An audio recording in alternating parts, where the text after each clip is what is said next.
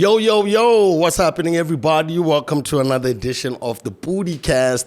And as you can see, we're not in Molapo Crossing today. We are over at the big office here, man. The air condition is on blast. We're having ourselves a really good day. Welcome to the show. I'm your host as usual. It's SCAR. Remember to like and subscribe to the Local Corner Multimedia YouTube page so you can get all of the best content that's coming out of BW. And today, it's a different type of conversation because we've been planning on having this conversation for a very long time. Personally, because some of us are looking at the news and you're always trying to understand why certain things are happening all across the world, and only to find that there's actually an embassy from Ukraine right here in BW. So we thought, we need to learn a little bit more about what's going on in that part of the world. And if you don't know about Ukraine, it's the biggest country in Europe, and they opened their offices here in BW, not offices, but the embassy in April of 2024. And we have the pleasure of talking to some diplomats who work right here in BW about, everything that's to do with Ukraine, everything that you've probably seen on the news, everything that is probably happening all across the world, because that is one of the biggest conversations. And we are privileged and honored to have with us the ambassador to Botswana from Ukraine, Ambassador Syvak, and he's going to be taking us through that conversation. And then a little bit later on, we're going to also be hanging out with diplomat Anastasia Shemesta. Am I pronouncing it properly? All right. She'll be in the house as well. She'll tell me how to pronounce it. But without further ado, man, give it up and welcome Ambassador Syvak. How are you doing, sir? I'm doing well. Thank you for having me here. Thank you for hanging out with us. How are you loving the Botswana summer? We approaching summer, but I actually arrived here when the summer was almost in full. So it was late November, beginning of December. So I witnessed plus 50, Oof. That time. And I haven't seen many people outside in the streets. Yeah. But, I have this photo of this plus 50 on my thermometer. No doubt. First of all, just to start you off, who is Ambassador Syvak beyond just the title? I'm a man. First of all. Who was born and raised in one city, and I made my career as the professional diplomat, beginning from the education I got at Kiev National University.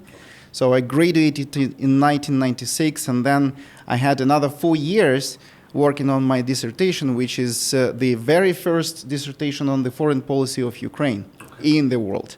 And in parallel, I worked for the National Security and Defense Council in the newly established Department of the International Aspects of the Foreign Policy of Ukraine. So since then, I went for the follow-up master degree course on national security and civil military relations at Naval Postgraduate School in Monterey, California. And then I worked in the business sphere, but I actually did what I can do, which is establishing a good partnership relations between big technological companies and government in Ukraine and in other countries too. It does say that because, unlike many diplomats, you're not like a traditional career diplomat, like your background, it's other things. How then did you move from that professional path and lead you to actually being a diplomat now? You see, we should have this perception of what is to have a traditional diplomatic career. Yeah. It's to have a good professional education, which I had. It's to work with diplomats and to perform duties as a diplomat, right? So bearing this in mind, I should tell that all these years, even being at a part of business community, I actually helped Ukraine in the diplomatic sphere. I was on diplomatic tours. I communicated with the Ukrainian and international diplomats. So actually promoting Ukraine as the destination for the businesses, for the policies, for the as a cultural center. So I pretty much feel myself I was in this sphere all my life. All along, no doubt. Ukraine just recently, well, not too recent, but in April 2024, opened the embassy here in Botswana. Why Botswana and why now? First of all, this embassy was not the only one that we have opened. Before, we had 10 embassies all over Africa, and there is a decision of the president of Ukraine, Volodymyr Zelensky. Within this decision, we managed at this point to open 8 new embassies. Including the one in Botswana. Okay. And I believe that's a good sign, not only for Botswana, not only for the countries in southern parts of Africa, but also to international organizations like Syvak, that we are here with some values, with some offers. And so we are here to establish partnerships and to restore those that we had in the past and that we had to put on pause for some time. Awesome stuff. And what are your first impressions? Any similarities? Any differences? Any unexpected similarities, if I should say that? Okay, first of all, this is what was my first reaction when I came back to Ukraine with the first impressions about Botswana. I told those guys who helped me to be prepared in the best way to work here. I said okay, when you come back from the country, you have 100% more than you learned from outside the country. So that means I learn here a lot and I discover a lot. And what I have discovered is that this country has a huge potential. This potential in most cases is not yet realized, implemented. But especially now, there is a huge desire to use it in full. And speaking about the similarities, I want to just to draw your attention, for example, to this painting that we have here on the wall. And you see, this is a regular situation in the Ukrainian village when women work and do some stuff. And if you just look closely, you will see that these women are doing the work that you do here, right? I was looking. I was actually starting to think that it's from Botswana because it looks like she's pounding. Okay, bring it here. Let me show the people. They're probably thinking, what are they talking about? This is it right here. So this is an activity that you would see in any village in Botswana. So that's why I was wondering also. Yeah. I mean, how it is similar, you see? So you cannot see the similarities until you just, see things like this and you understand that even having such a great distance in terms of kilometers or in terms of cultural difference, we still are so similar. Okay, we love life. We very much appreciate the family relationship in Ukraine and here in Botswana. I study Botswana, so I know you have a very special word for each relative, like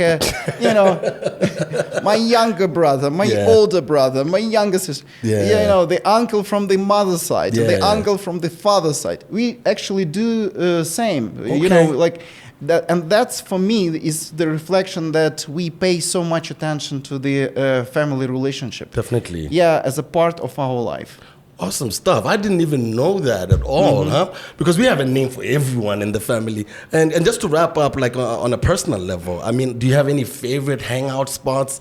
Any favorite foods that you have here in Botswana so far? I can tell you this, that to come to one spot and to like it is always until you find another one and you like it even more. No doubt. So I went to very different places, not only in Gaborone, but in some other regions as well. And I can even tell you that in some places you can find something that will touch your heart, even if it is not marked as the touristic place or the place of interest. Yeah. So just to give you the example, if you go to Manana village, you can find the road that brings you to the sands. Yeah. And to go there is you can find yourself like on different planet, because it's absolutely something very, very new for me. And awesome. I've been there already several times because I love this place, and I believe we need to present these places to the tourists. Not only from outside of Botswana, but also from Botswana. Awesome stuff. It's been really, really expensive for some time now, for local tourism. But I think now it's becoming a bit cheaper and people are now able to travel, especially Botswana as well. So that's something that I'm also looking forward to seeing. I want to talk a little bit about Ukraine now. A lot of people across the world, when they think Ukraine, they think mainly about the ongoing war between yourselves and Russia. From your perspective, how would you describe the situation in Ukraine right now? You see, we should talk about the different stages of war we went through and what we may expect. Yes, sir. So let me remind you that the war has started not in 2022, but in 2014, when Russians first occupied and then annexed Crimea and some the territories of the east of Ukraine. And since then, we had this condition like in between. So we couldn't find the solution. But what we did, we actually were looking for the political solution through negotiations, through discussions, including direct discussions between Zelensky and Putin in Paris. And then we faced the other stage, so which once again proved what is the real intention of Putin. And so the real intention is to take over all Ukraine, to wipe out the whole country, to wipe out all which is Ukrainian. And we see the examples of this in the Crimea and occupied territories in the east, where we have no Ukrainian schools, no Ukrainian churches. I mean, like they were there. Okay, we don't have any opportunity for people to speak Ukrainian at home, to demonstrate that they are Ukrainians. So it means that the intention is to bring all of these rules to the rest of the territory of Ukraine. So once it didn't work with the political pressure that Russia applied against Ukraine previously, they have started a new phase, which is the full-scale war. And it started in February 2022. So first, they moved very quickly because they accumulated a huge military power in our borders, and they managed to come as close as to the capital of Ukraine. But we, as people and armed forces, managed to push them back. So just to give you the example about how much is occupied, about 20% of the territory is occupied by Russians right now. Okay, but what if we look at the percentage that is occupied within these 3.5 years of the full-scale war? We are talking about less than 1%. So it means like they are paying the price, to take the territory. All the rest, we actually allowed them to take in 2014-15, when we actually didn't fight back to the extent that we wanted. So now we are talking about the period when this war is not about the very quick move, but about a long term fighting. Okay, so with this in mind, I can tell you that it's more about how long Russia may stand it. Okay, for how long they have the capacity, the ability to continue this war, because the war will stop immediately when Russia cannot continue it. Yeah. Okay. Yeah. So they don't have weapons. They don't have economical power to pay. The soldiers, For everything. So I mean, for us, we are facing the same challenges. We understand that economically, it's very difficult for our country to stop the enemy and to stop the aggressor. But we do our very best, and we really thankful for all our partners who are helping us to stay strong and to add to the bravery and the resilience of Ukrainian people with the opportunities we have right now. I want to talk about the actual nature of the war itself and why it's important to see it in a bigger context of democracy and sovereignty across the world, because it looks like it's setting a very bad precedent for other countries to annex other countries whenever they feel like it. So I want you to speak to that. Why is it so important that Ukraine is fighting back? See, we should start probably from the time when the Second World War has ended and the United Nations as the major international organization was established. And by the way, Ukraine was one of the countries that were among the founders of the United Nations. So we really feel connected to the major principles of the United Nations, where the international law is the core. Okay, so we understand that after the Second World War, the system was established, and until recently it proved to work quite well in most cases. But what happens now, we have a country, a nuclear power, which is the part of the top 5 in Security Council of the United Nations, to start the war against another member of the United Nations, and to use the power of force, not the power of law. Okay, so this is when we all come, I mean all the countries come to the point where we should really understand how the mankind, how the humanity in general should respond.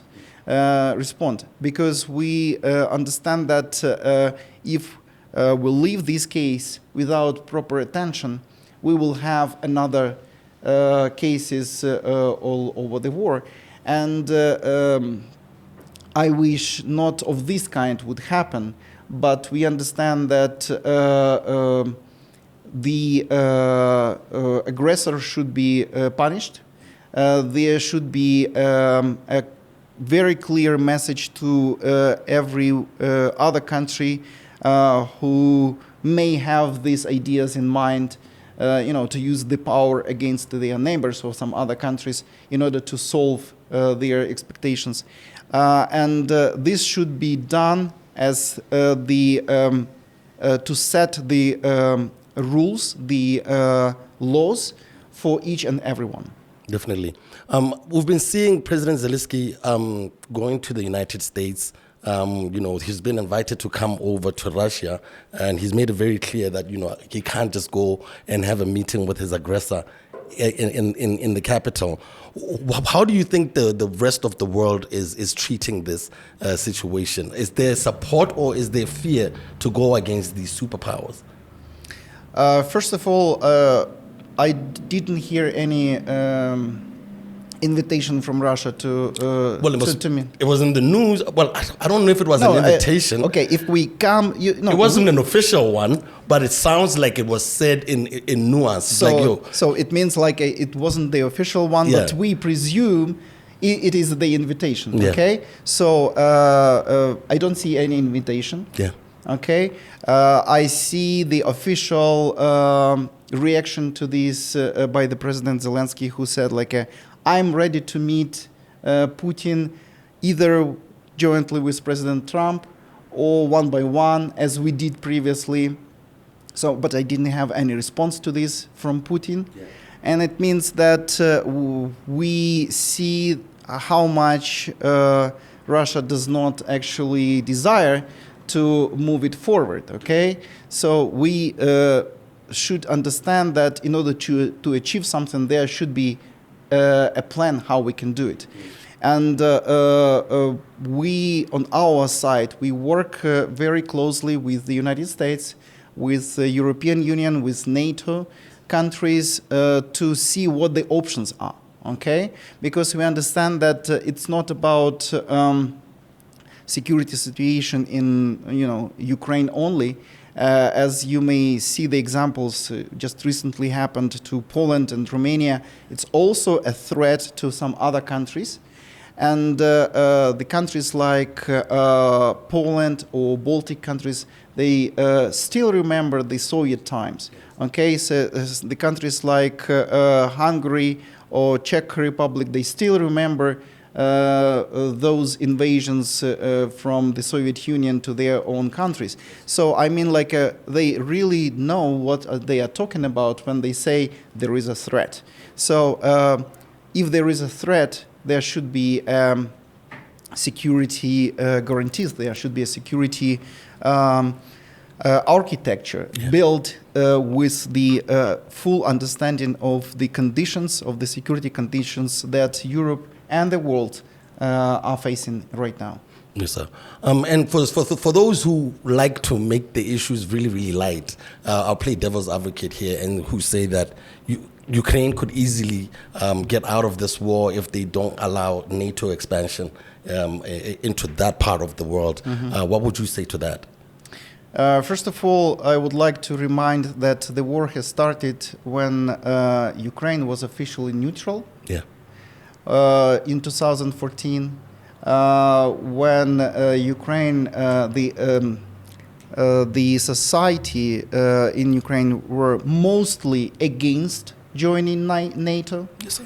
But that was not the reason for Putin not to start the war. He has started the war, even so. Yeah. And I mean, like then we have understood that we don't have enough power to defend ourselves. So we have started to look for other opportunities. And not only us, we are talking about some other countries who already joined NATO, like Finland. Yeah. And Finland has the border with Russia.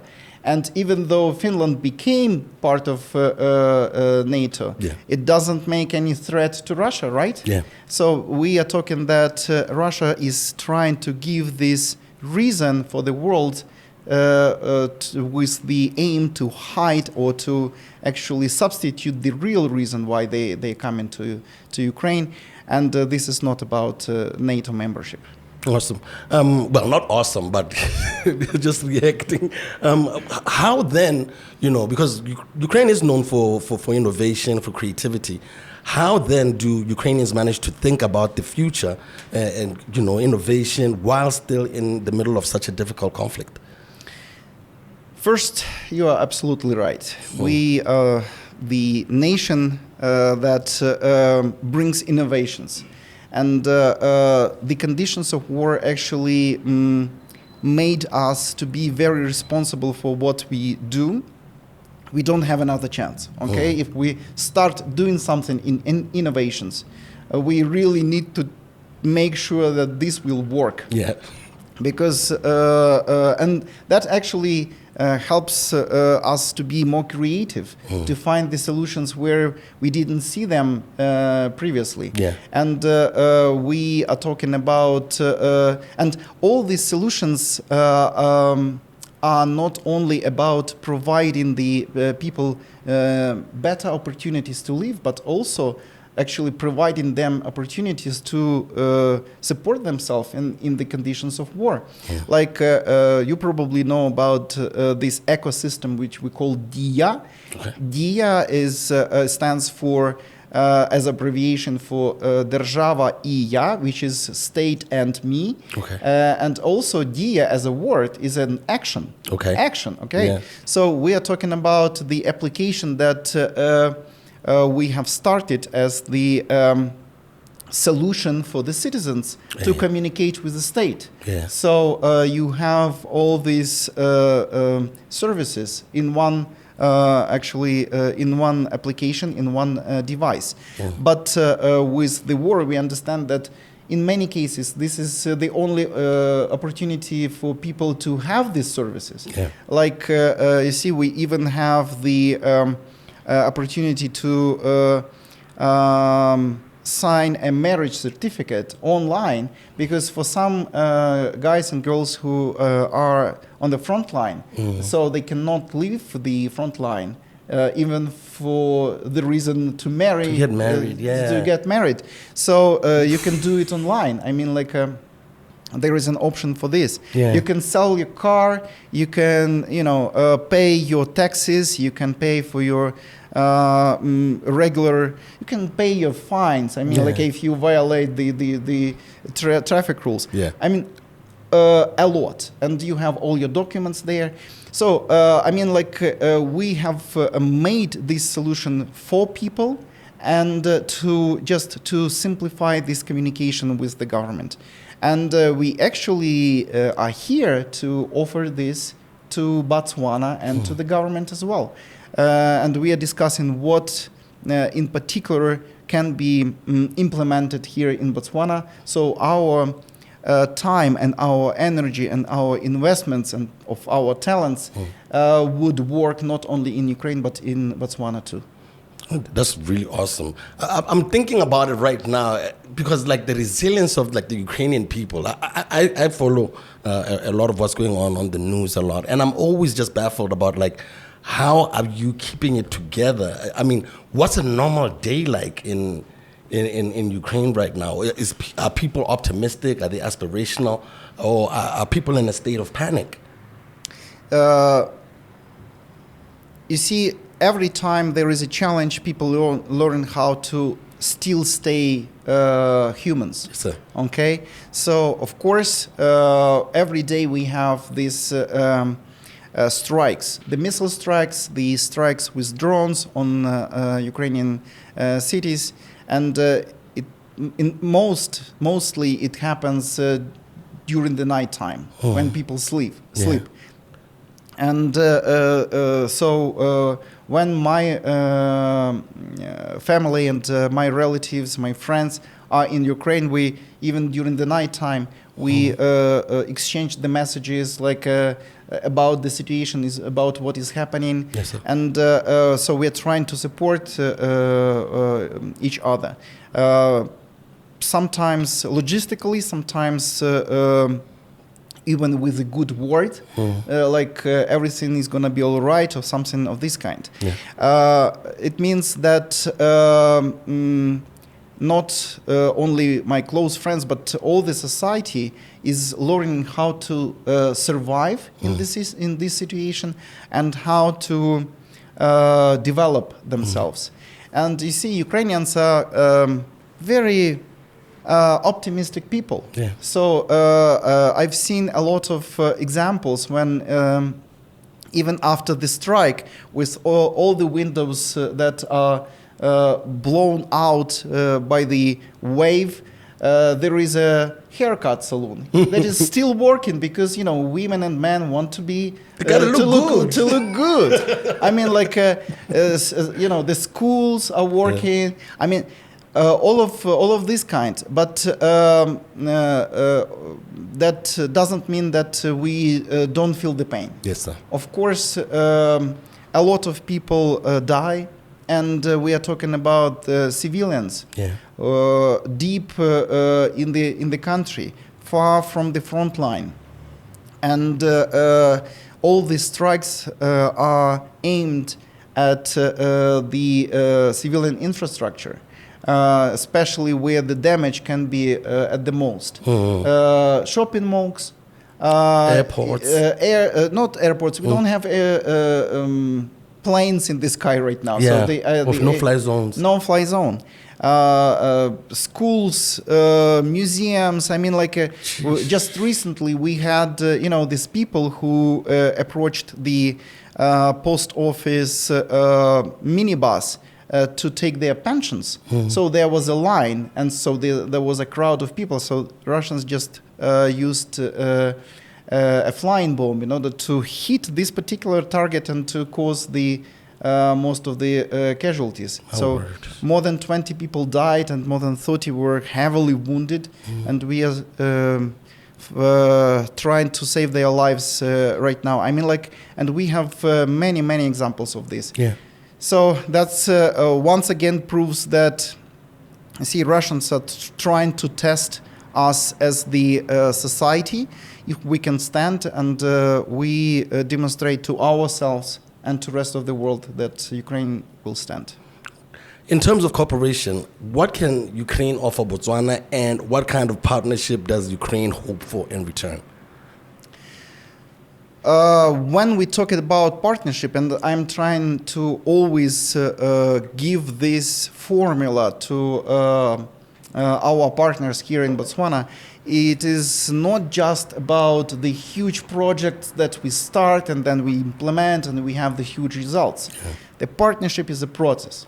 Like a friendship is also a process. It's what you invest every day into little steps towards each other. Yes. So with this in mind, we're trying to make these steps towards Botswana in terms of government-to-government partnership, but also on a different other levels. We are working on the regional cooperation.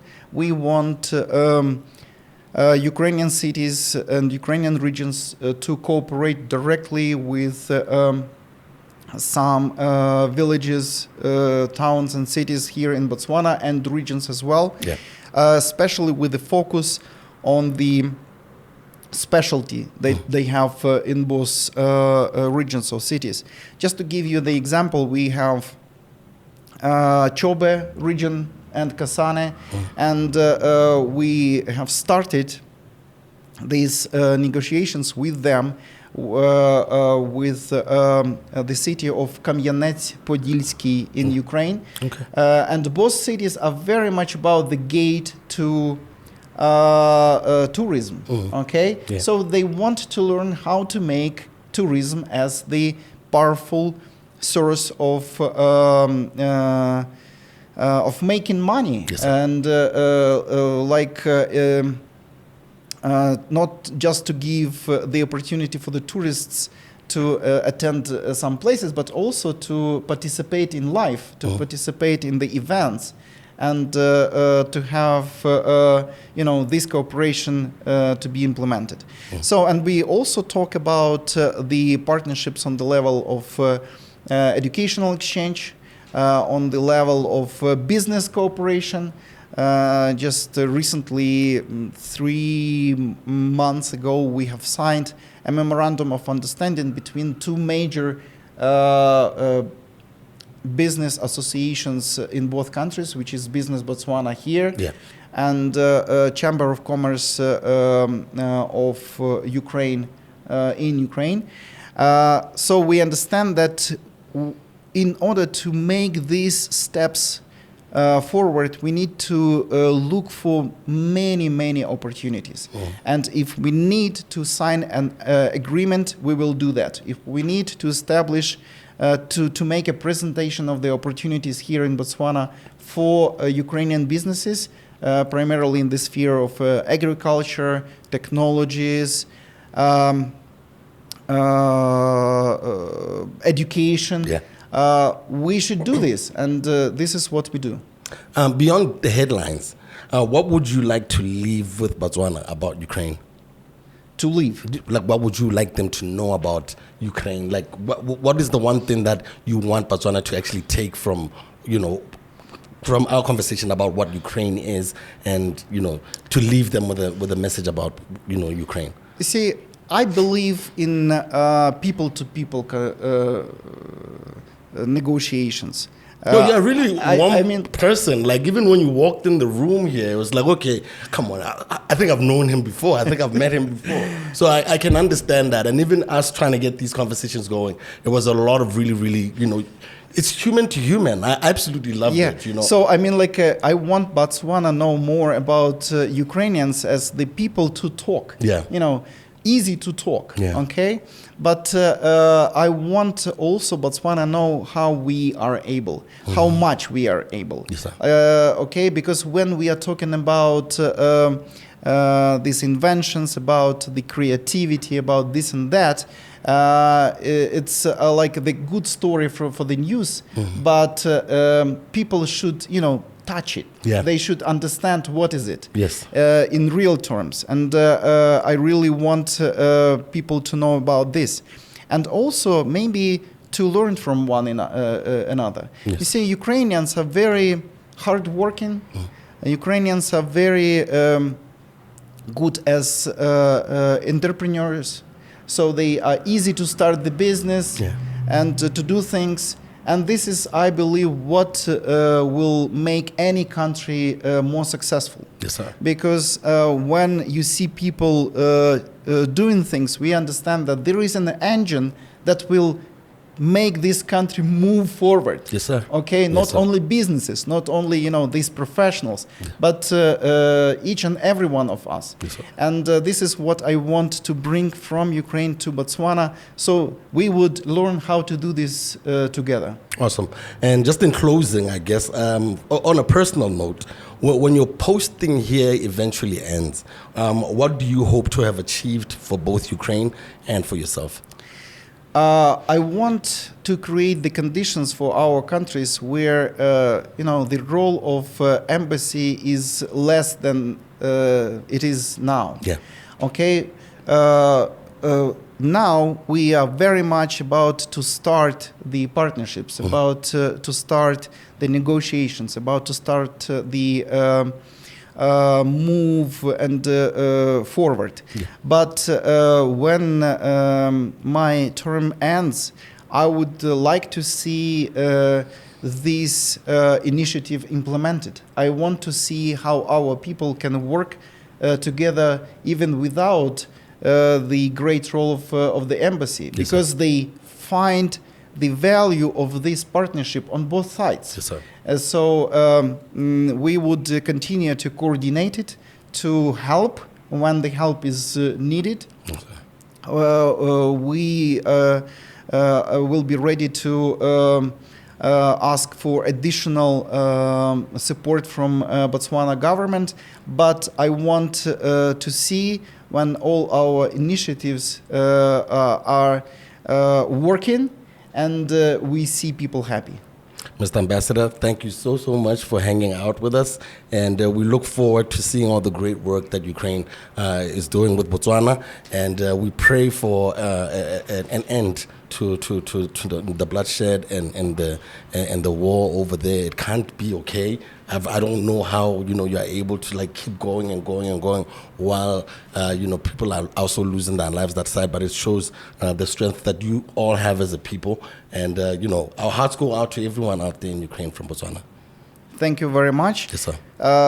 I want to use any opportunity to not only to save Ukraine and Ukrainians, but also for other countries to learn from our own situation. Yes, sir. How to prevent this from happening in any other region of the world. Yes, sir. What the world and what other countries should do now in order not to prevent this from happening and to learn from this.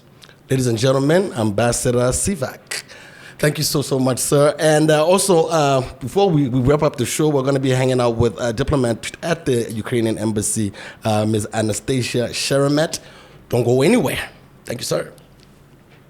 All right, guys, we're still hanging out at the Ukrainian embassy right here in Gab City. Remember, like and subscribe to the Local Corner Multimedia YouTube page, and get to hang with us, man. Get to learn as much as we learn every single Wednesday right here on the PODICAST. And now we're joined by a diplomat right here at the Ukrainian Embassy. This is the lady that I got to meet, so we set all of this up here.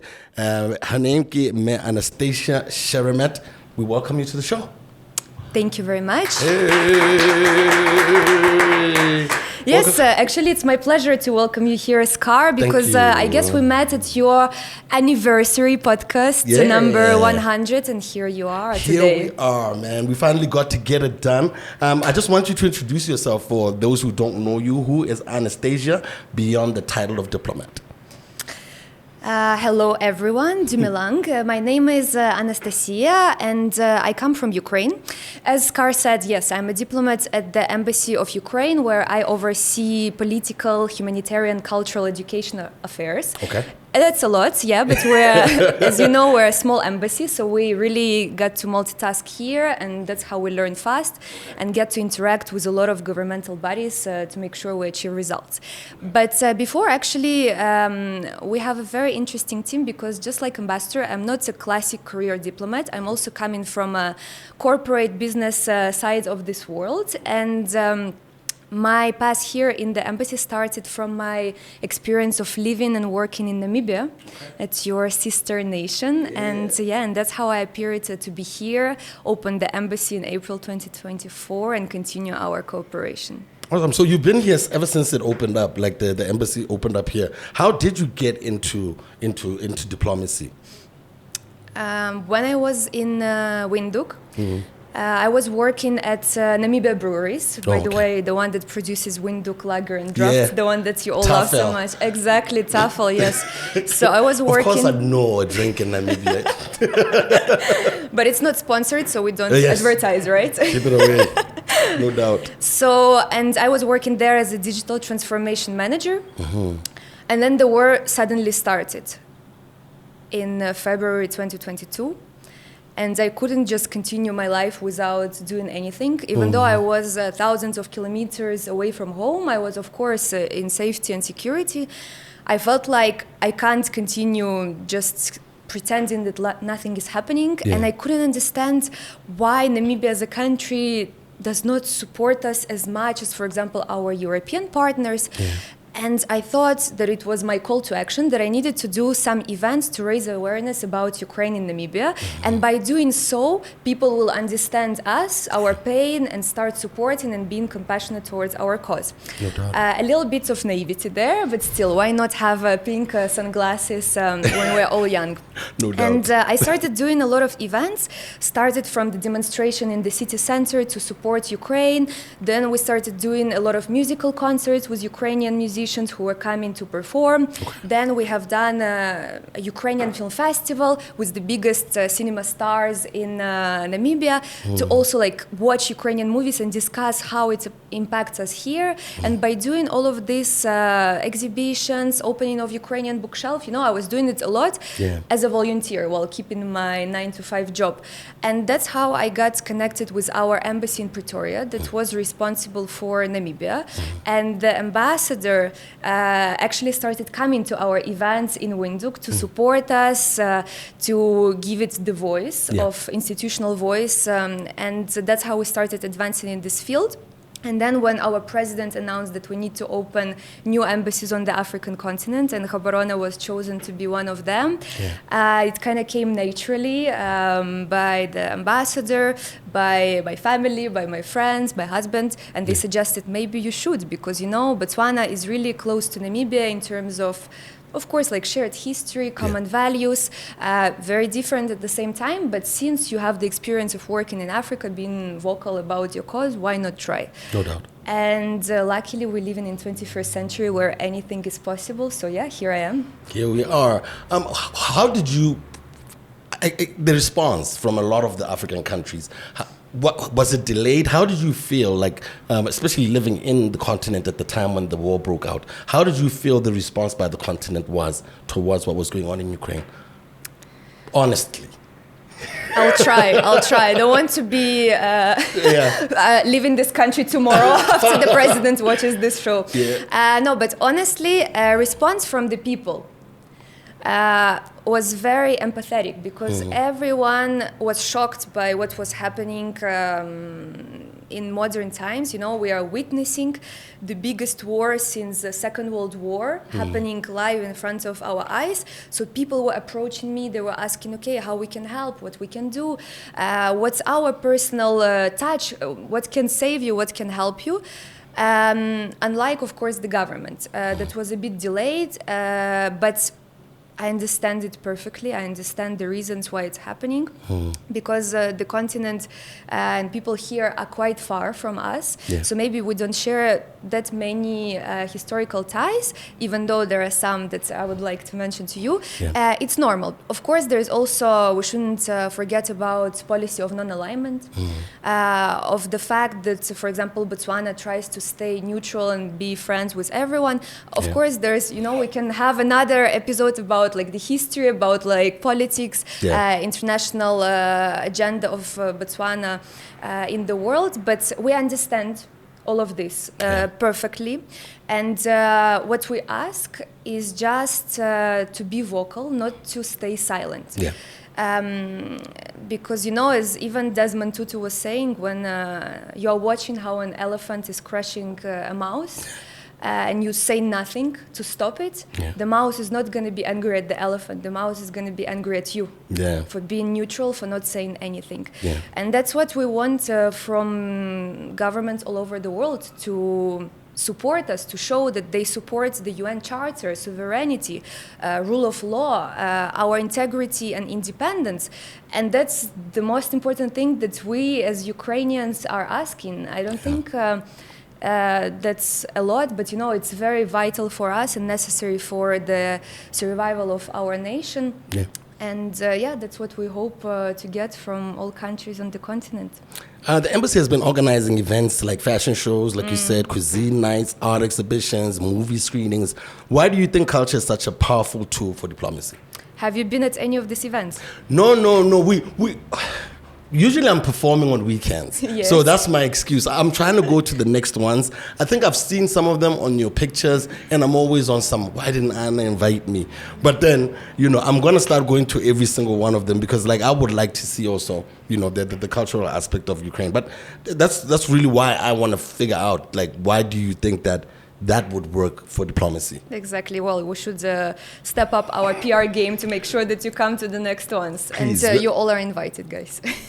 You're all coming through, no doubt. So why do I think that culture is such an important tool? Honestly, because it's the basis of human-to-human connection. What Ambassador was talking a lot in his part. This is the basis to understand each other. Because by understanding each other, we are becoming empathetic and compassionate towards each other's cause, and we want to help. Because, let me again give you an example. Once I was at Alliance Française watching a movie about the genocide in Rwanda, 1994. And, you know, I didn't know much about this terrible events. Yeah. Of course, only like from history lessons in school, you read about it and then you flip a page, right? Same happens when you read sometimes maybe in Botswana the news about the war in Ukraine. You are terrified, but then life goes on, so you flip the page and move on. And you don't really understand what people are going through. So when I was watching this movie, it literally like touched my heart very, very deeply. And when I came back home, I started going on Wikipedia to do my own research. I started watching more videos, started watching explanation why it happened. And then, of course, you know, like you get deeper and deeper and deeper into personalities. You understand, you watch like some interviews of the survivors, and you are not the same as you were before you watched this movie. And after this, of course, you understand like also the consequences, long-lasting ones, and what we see right now in Eastern DRC was the consequence. It's a trickle-down effect. Yes. I've always felt that way about like movies, especially because like we only see movies from like the US, from the UK, but you never get like the perspective from the other people, you know. And I don't know if it's like a language barrier. are the movies made in English too? Because it's very difficult to get movies that are not from like these big studios in the US. How easy is it to get access to like the literature, the books, the movies from Ukraine? Quite easy because that's what we do. We translate almost everything in English so that it's accessible to foreign audience. Yeah. So basically, like to answer your question, why I see the power of culture, because you see, after this, you are not the same. You want to know more, you understand the consequences, you even understand the history of the Central African region. Yeah. Yes, thank you. No problem. And the same with Ukraine. I believe that by showcasing our culture, people will understand that Ukraine is more than just the terrible war that's happening because of this Russian aggression. That we have beautiful traditional clothes. For example, now I'm wearing a super beautiful brooch with our amulet, our doll guardian that protects us, and that was like for centuries that we were doing to protect our homes, our families. They see it, they're like, wow, it's beautiful, let me know more. That's why we did fashion show where we showcased our vyshivankas, which is embroidered shirts. Remind me to bring you one from Ukraine. I'm here for the gifts. Exactly. So when we do cuisine night and people try 25 dishes from Ukrainian cuisine, traditional ones, they fall in love because they discover the whole world of flavors and they want to repeat it, they want to try. They're amazed, oh my God, this is borscht, this is your traditional soup, why is it red? Because you use a lot of beetroot. And that's how you understand, yes, I remember that Ukraine was a breadbasket of the world, they're growing a lot of things, that's why they export a lot of sugar because they have beetroot. So, just by attending one small little event, there's the whole chain reaction that starts in our brain and most importantly in our heart. That's why I'm so passionate about this soft power cultural events, because they really make a difference on a people-to-people level that actually in the future impacts the government and what we were talking about. Because it's human-to-human interaction. I love to hear it. You're also involved with children and young people here in Botswana. You run a couple of master classes, art master classes. There's a lot of art here with us. Tell us a little bit about that. What are these master classes and who can get access to coming through to them?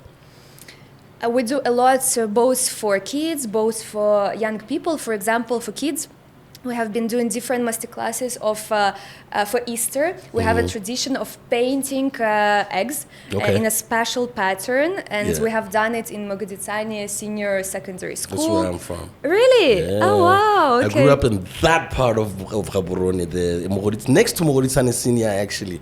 Yeah. So beautiful. No, it's a beautiful place and it looked very well maintained. No doubt. Then we did a master class of embroidery actually. Okay. We have been doing it with kids from different schools. We wanted to do like diversity and inclusion in action. So we wanted to invite different schools and we did embroidery masterclass. Then we have done some Christmas masterclass. So basically we show our art and craft in Ukraine and we teach kids how to do it, to get the same reaction so that they're interested. They hang this small, beautiful piece in their room. They look at it all the time. And one day maybe they would want to like learn more about Ukraine. One day maybe they would want to study in Ukraine. By the way, it's something very important. We are working right now on the agreement between our ministries of higher education to give Botswana scholarships to study in Ukraine once the war is over. Yay. So people will be able to witness all the beauty of my country firsthand. And with young people also, we are working a lot with University of Botswana, with different youth organizations, because when I was a student, I was also very, very active because I knew that market of jobs is not enough for the quantity of people, just like here, youth unemployment is quite a big problem because it's very, very much saturated. And I understood that I need to have like exceptional CV to be noticed. That's why I was very active with like student council, like kind of SRC that you have here, with different international organizations as a volunteer in my free time. And I must say it paid off. And that's why I also want to help and support. And Ambassador is very, very welcome in this initiative. He's an awesome guy. Yes, I know. I'm a lucky lady. No doubt. To have such a boss. So we do this. For example, example, just last week with Put Youth On, youth organization, together with the office of Minister Butalev, MP from International Gaborone relations. Central. Okay. Yes, we did masterclass on employability, where we were teaching how to write a perfect CV, how to do a reference letter, how to be perfect at interviews, how to nail everything you need to nail during the interview. And we're doing it for trainers who will go and then train young people in the whole of Gaborone. Yeah. And we're doing these initiatives because we believe in young people. We see the potential. We just understand that they need a little bit of help from our side, and then they will shine like the diamonds, like the famous Botswana diamonds. No doubt. We were talking about scholarships. Recently, there's been a concern about Russia using African students and foreigners in military industries through the so-called Alabuga program. We saw a bunch of South Africans lose their TikTok accounts. People are crying online. Can you explain what this program is, if you know about it, and why it should worry us? Of course, we do know about it. Our security officer works 24/7, so we all know about the risks that are happening not only in our country but also in the country of accreditation, meaning Botswana. This is the program that Russia has launched. By saying that we offer great opportunities for young women in Africa, in Asia, basically like almost in all countries of Global South. From 18 to 22, we recruit them to give them great opportunities in hospitality because we understand the difficult situation back at home, so it's a chance for them to earn money. And we wouldn't mind, as Ukraine, we always say, like, you have all the possibilities in the world, go and grab them. Until we learned and we got the information by all the biggest international media sources, including like Bloomberg, for example. They made an investigation that found out that majority of these women that were brought to Russia were actually not working in hospitality as waitresses, as chefs. They were working at military factories producing kamikaze drones that were later used to hit civilian residential areas in Ukraine. So kamikaze ones are the ones that go and blow up there. Yes, exactly. The one that fly. And then, Yeah, and like when we say drone, we think, okay, drone like a small bird that we use like for aerial shoots for our Instagram. Not at all. Drone is like bigger than you and me in size. So, and it's full of dynamite. So it like explodes. And of course, Russia is sending these drones to civilian areas, to hospitals, schools, churches, to the big amount of people at the same time where they gather to cause the biggest terrorist actions possible so that Ukraine becomes tired of it and gives up. So, that's the strategy. And all these big researchers found out, investigations, that these females were used for this purpose. So, of course, we raised concern with the Ministry of International Relations. We were talking with different journalists to raise this issue. And then we even talked with the Botswana Police Service, and we have some information that already, unfortunately, there are a couple of Botswana women that are located there at these factories producing drones, and they were deceived, and we don't even know, we don't have a connection with them. We don't know if they can come back, if they are allowed to get out of this situation. And this is very unfortunate, and that's why we alert people here, and especially parents of young girls, please double check every information, especially if your kid is going to the country that started the war in 21st century. Maybe it's not what it seems, so please double check it. And yes, we are terrified by this, but we're doing everything with Interpol, with Botswana Police Service, with our security officers to bring these ladies back and to not allow more of these cases happen anymore. From your perspective, though, how do young Africans get drawn into these programs?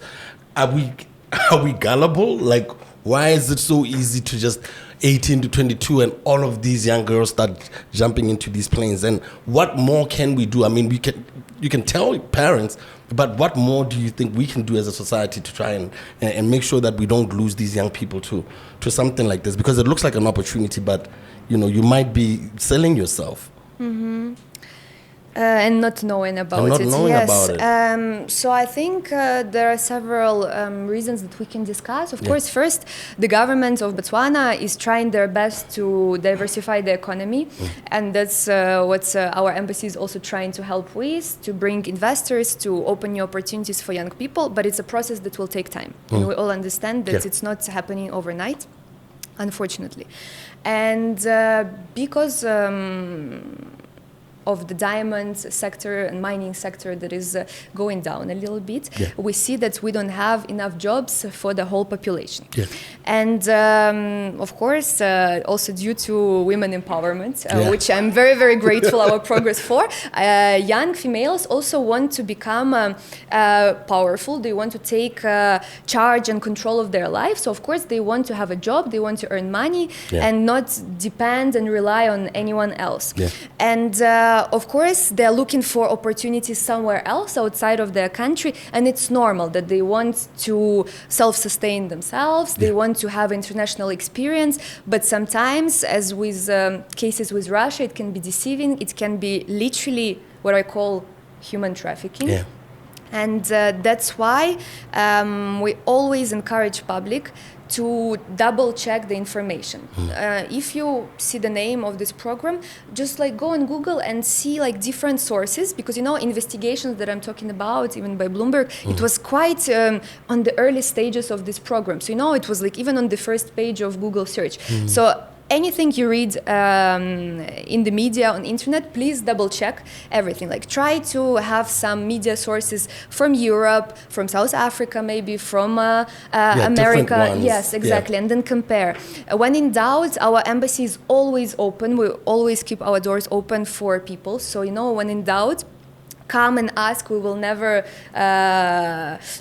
shy you away. We will always be welcoming and give you consultation. And of course, follow our page, Embassy of Ukraine in the Republic of Botswana, because we were also posting about this, informing public. It created quite a big resonance on our social media as well. So, if you do all of this, and also young ladies, I know that you want to be independent, but please, also still remember that your parents are wise people, so talk to them before making such big decisions. They will be able to advise you, to recommend you what to do, and safety should come first. We were talking about Ukraine being the breadbasket of the world. I remember, I don't know if it was 2020, where there was a lot of talk about maize distribution in the world. We felt it all the way here, and I'm thinking Ukraine is all the way there. How is, what they're farming affect us over here? For those who are listening or watching, how has the war touched daily lives, even from afar? For example, rising prices of food, fuel, fertilizers. How has that affected global trade and stuff like that? By the way, have you seen that fuel again rose? Tomorrow? Is it midnight? I already paid today more. I was like, wow, that's painful. I heard the news and I'm just giving up. Everything is just going up these days. So exactly. So this pain that a regular consumer is experiencing has consequences from this Russian war in Ukraine. Because if we talk about even commodities like food, yes, it seems like, wow, Ukraine is 10,000 kilometers away. Why do I have to pay 10 pula more for my bread? I don't understand it. But of course, Ukraine is a breadbasket of the world. And we are distributing raw materials to many, many countries to feed them through the Black Sea, which we have direct access to. And we had our regular routes where we were exporting all these raw materials. When the war started, Russia blocked all the routes, and the access to Black Sea. It was full of mines, it was full of Russian military vessels, and we couldn't export it via the regular routes. So it's first. Second, of course, since they occupied the territory that is very partly that is very fertile, and we were producing a lot of weeds, a lot of maize, a lot of beetroots, a lot of rapeseed. We were producing a lot of this. Again, we now have less because of the occupation of these territories. So naturally, the price will rise for something that is in scarcity. And all these factors make sure that it's more, let's say, exclusive product, right? As you know, in market economy. And by the time it reaches it here, the price skyrockets because of these issues. And regular consumer does not understand, but actually, it touches you here. The same with oil, because of the sanctions, price of oil is skyrocketing. So that's why we alert everyone and say, we raise awareness and then try to explain that this war is not only between Russia and Ukraine. It's on such a bigger global scale because we live in a globalized world. We are dependent on each other, and it's like a butterfly effect. What happens in one part of the world, you will definitely feel on the other part, and this is inevitable. But of course, there are also, for example, I can say positive consequences maybe for Botswana of pressure and sanctions on Russian Federation.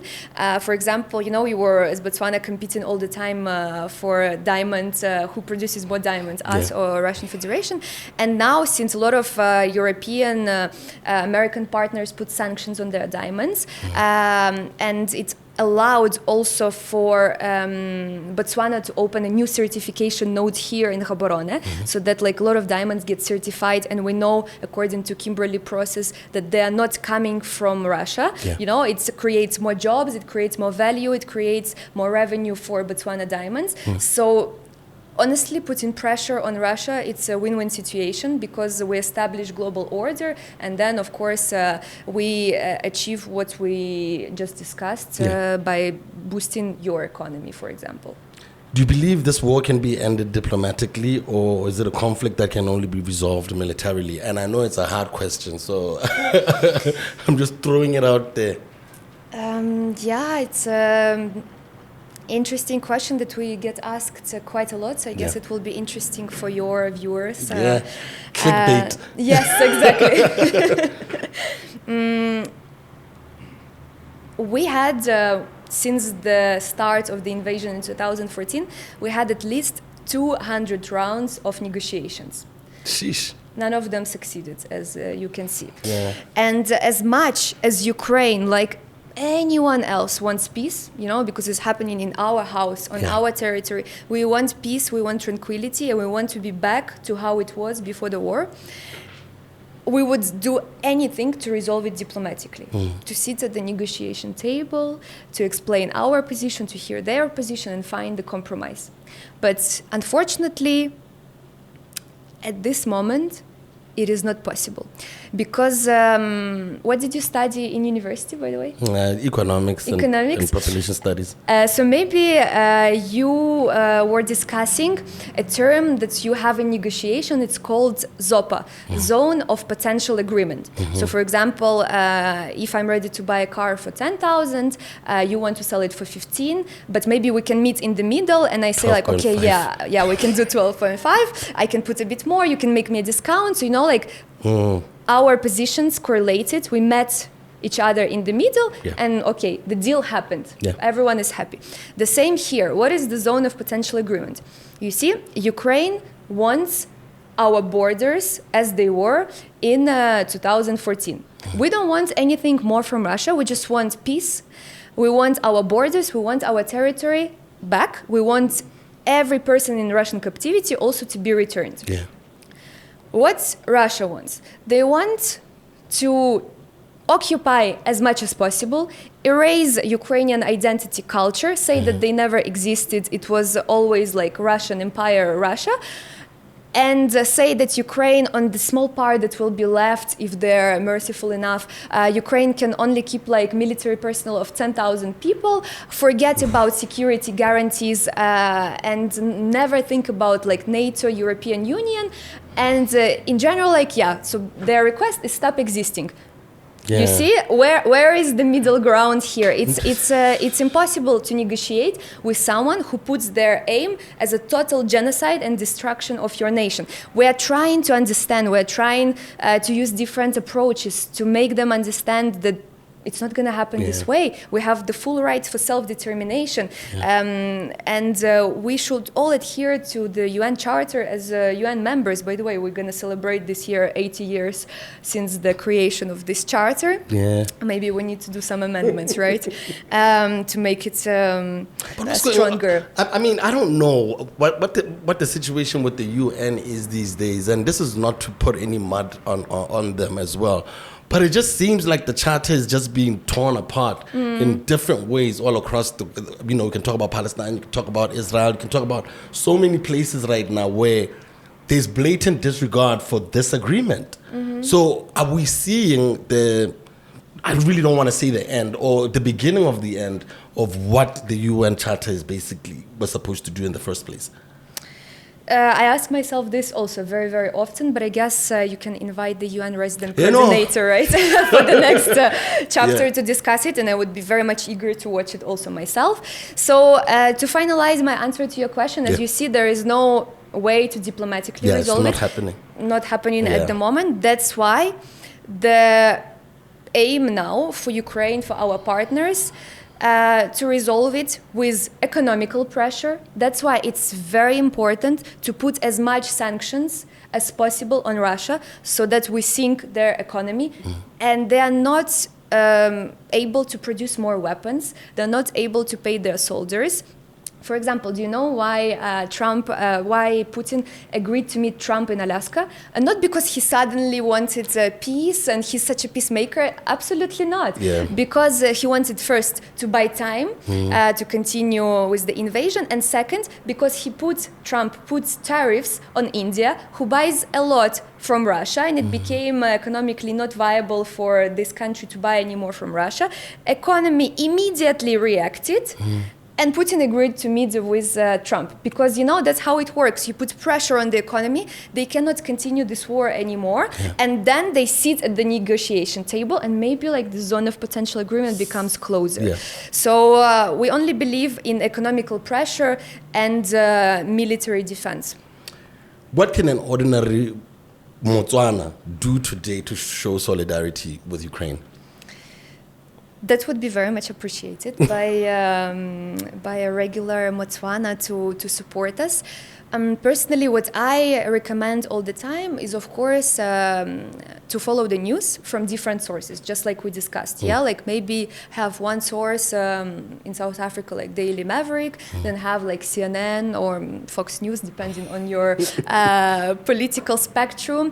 Follow something in France, like France 24, in Germany maybe. DW. Maybe BBC in the UK. Try like to have different sources of information. Of course, also follow our page because we post quite a lot of updates. And know the story of Ukraine. The more you know about it, the more you understand what's happening in the world, because the world order is changing right in front of our eyes. The more aware you are, the more difficult it will be to deceive you, and the more informed decisions you will be able to make. So this is first, like, please stay informed. It already will help us a lot. Second, attend our events, because that's how you will be able to learn more about our country, about our fight. You will understand how to support us, because sometimes we even collect donations that we send to Ukraine, for example, for humanitarian relief, for restoration of cultural heritage, for pets. So it's different causes that we have. And also you can plant some sunflowers in your Yeah. garden, because sunflower is a national flower of Ukraine. So that's how you will be able to give support to Ukraine. And also in Ukraine, for example, we have a tool of petitions where we write a petition and then citizens support it, and then the president or the government has to look at it. So if you have any kind of public activism where you can raise awareness to your government that we should be more vocal and more supportive of Ukraine, that would be also very much appreciated. But yeah, if you do all of this, we would be very, very grateful, because being that far away from home is tough, Yeah. and knowing that our country is in war is also heartbreaking, and having you here like with smiling faces and saying that we stand with Ukraine, your people are resilient, and we wish you all the best, we pray for peace. That's all we want to hear. So we would be very, very grateful. I think I should have asked even the ambassador this question. I think it's also leading us to the end of our conversation. How do you balance the heaviness of knowing, that your country is going through a war, and also maintaining your own emotional well-being while you have to do diplomatic work? Yeah, it's juggling a lot of things at the same time, and I think it's like an emotional roller coaster, where one day you feel your best because you have some success on the battlefield, or you have some great stories back from home. And then another day you wake up, and the first thing you know, I open news on my phone and I see that Russia sent missiles and drones to my hometown, Odessa. And you immediately text your parents, your family, like, how are you? And you can't get yourself together unless you see this message where, okay. And then you're like, so it's, it's very much up and down all the time. Then you watch news again, and you see all these casualties, all these innocent people who should have built Ukraine in the future, but now their life is taken away by Russia.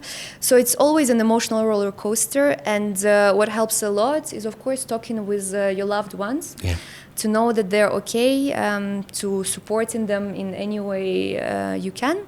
To read the good news. We even have some channels where they write some good news that are happening in Ukraine, some progress, some ideas, some projects that are happening, and also like having support from people around, because if you will see a Ukrainian, don't be shy to ask, how are you, what's happening back home, because we would feel a relief to talk about it, because we would know that you care. And also, of course, like doing sports, hiking and exploring beautiful country, which Botswana is, helps a lot, because it shifts our mind to something beautiful, and it shows that there is always hope at the end, and there is something beautiful that waits for all of us.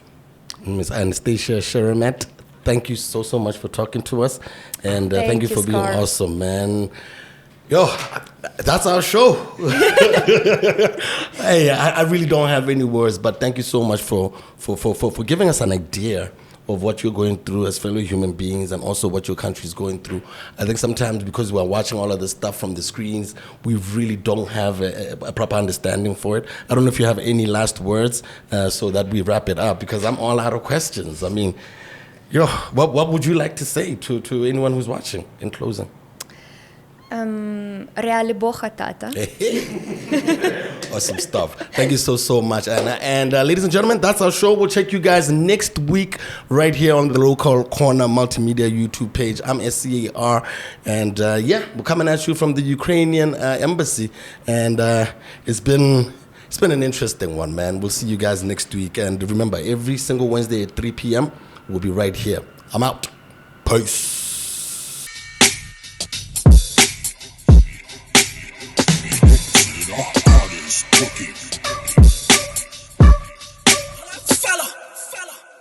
People of different identities.